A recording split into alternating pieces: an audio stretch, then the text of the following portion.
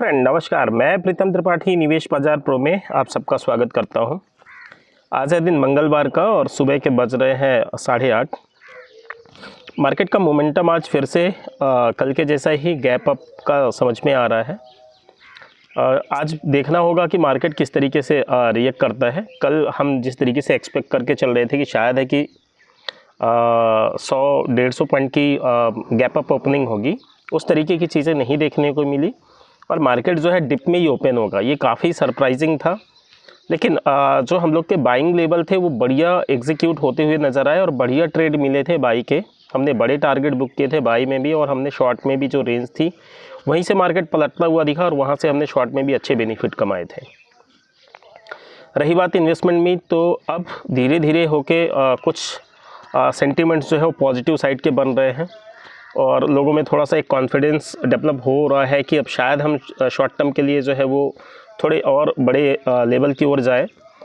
अच्छी बात ये रही कि हमने इसको बहुत टाइमली जो है वो पिकअप किया और 21,900 के आसपास ही हम लोग इसको आइडेंटिफाई कर गए और वहाँ पे हमने एक अच्छा जो है वो बाई जो है इनिशिएट किया और जिसका बेनिफिट भी हमें मिलता हुआ नज़र आ रहा है। हमारे सारे स्टॉक्स लगभग जो है वो अच्छे गेन दे के जा रहे हैं और उसमें बहुत सारे ऐसे स्टॉक्स थे जिसमें हमने तकरीबन 3-4 दिन के अंदर ही अच्छी रैली पिकअप कर ली थी और उसमें मैंने वापस से रीइन्वेस्ट करने के लिए भी बात की थी। तो वो वहाँ से भी अब वापस वहाँ पे 10% 12% के टारगेट जो है नज़र आ रहे हैं। अच्छा, इसको इस तरीके से अभी आगे के लिए हमको अपनी पोजीशनिंग मेंटेन रखना है कि आने वाले टाइम पे अप्रैल में जो है यूएस के जो टैरिफ है वो लागू होंगे, तो उस टैरिफ का एक क्विक रिएक्शन वापस से देखने में मिलेगा। भले ही न्यूज़ जो है वो पहले आ चुके हैं, मार्केट ने अपने आप को एडजस्ट किया है, लेकिन उस दिन भी एक रिएक्शन देखने को मिलेगा डाउन साइड का। तो एक तो आपका 2 अप्रैल और 3 अप्रैल ये टाइम फिक्स हो जाता है। दूसरा जो है यूएस का जो अभी डेटा आने वाला है अगले 2 दिनों में, तो वो भी एक मार्केट में इम्पैक्ट डालेगा। सो मोटा मोटा हम ये कह सकते हैं कि अभी जो रेंज बन चुकी है वो रेंज 22,200 से लेके और 22,800 की समझ में आ रही है। इस पर्टिकुलर रेंज के अंदर जो है मार्केट ऑपरेट करेगा।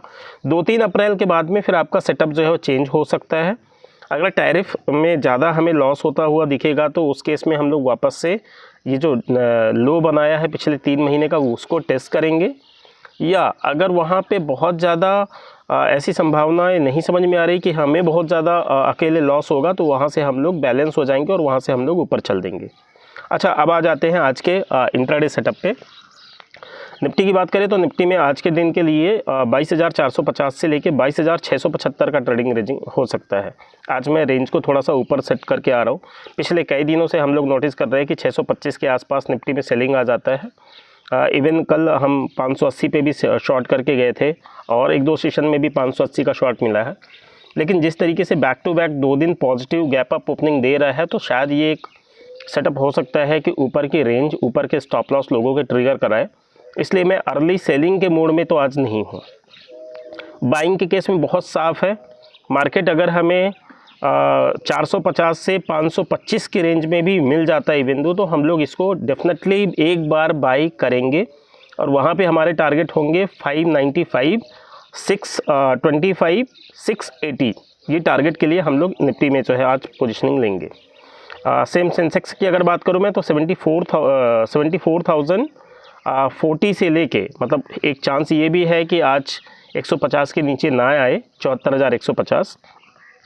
बट अगर हमें 74,040 के आसपास मिलता है तो डेफिनेटली वहाँ पे भी सेंसेक्स में भी एक आज बाय बनेगा और वो टारगेट होगा 74,400, 74,600 का। अब सेंसेक्स में हम लगातार पिछले कई दिनों से जो शॉर्ट बनाते आ रहे हैं वो 74,400 पे, 74,380 के लेवल पे। आज वहाँ पे पहला शॉर्ट इनिशिएट करने के मोड में बिल्कुल भी नहीं हूँ मैं, और मैं ये मान के चल रहा हूँ कि आज जो पहला शॉर्ट बनेगा वो तकरीबन 675 के आसपास का एक प्लेस मान के चलेंगे। हम इसको देखेंगे कि शुरुआती आधे घंटे में कितने हाई तक जाता है, उसके बेसिस पे हम लोग डिसाइड करेंगे कि हमें पहला सेल कहाँ पे ऑपरेट करना है। सेफ सेल जो है वो 675 के आसपास ही समझ में आ रहा है।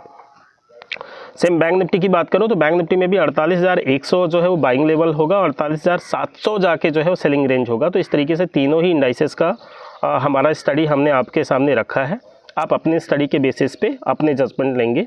Thank you, have a good day.